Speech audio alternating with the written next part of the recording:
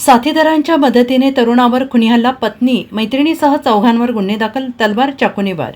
पत्नीने मैत्रिणीबरोबर संगनमत करून चौघा साथीदारांच्या मदतीने पतीला दारू पाजून त्याच्यावर चाकू आणि तलवारीने खुनी हल्ला केल्याची घटना उघडकीस आली आहे. यात गंभीर जखमी झालेला पती मयूर संतोष माने वय वर्ष 20 राहणार सोमवारपेठ तासगाव याने विश्रामबाग पोलीस ठाण्यात फरियाद दिली आहे.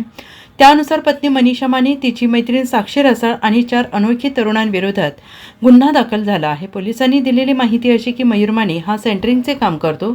त्याची पत्नी मनीषा ही सध्या माहेरी राहते.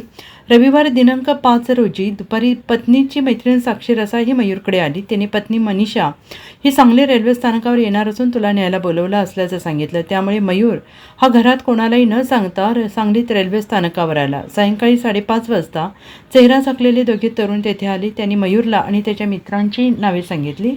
त्यानंतर त्यांनी त्याच्याकडे दारू पिण्यास पैसे मागितले. दारू प्यायला म्हणून दोघांनी मयूरला दुचाकीवरून काळीखाणे येथे नेले. काही काळात आणखीन दोघेजण तेथे आले. दारू पिण्यास नकार दिल्यानंतर दोघांनी मयूरला जबरदस्तीने दारू पाजली आणि मयूरने त्यांना मला जायचं आहे अशी विनंती केली. तेव्हा एकाने त्याला खाली पाडून मोबाईलवर त्याचा फोटो दाखवत मयूर माने तूच आहेस का अशी विचारणा केली. मला विनोद माने याने 20,000ची सुपारी दिली आहे असं सांगितलं. मयूरने गयावया करताच एकाने चाकू काढून त्याच्या छातीत वार केला आणि वीट उचलून डोक्यात मारली. मयूरने पळून जाण्याचा प्रयत्न करतात तिघांनी लाकडी दांडक्याने मारहाण केली. तेवढ्यात एकाने गाडीच्या डिक्कीतून तलवार काढून मयूरवर वार केला. वार चुकवताना तलवारीचे टोक पायाला लागले. जखमी अवस्थेत कशीबशी सुटका करून घेऊन मयूर माधवनगरला पळाला. तेथून पानटपरीवरून आईला फोन करून झालेला सर्व प्रकार सांगितला. त्यानंतर नातेवाईक गोळा झाले.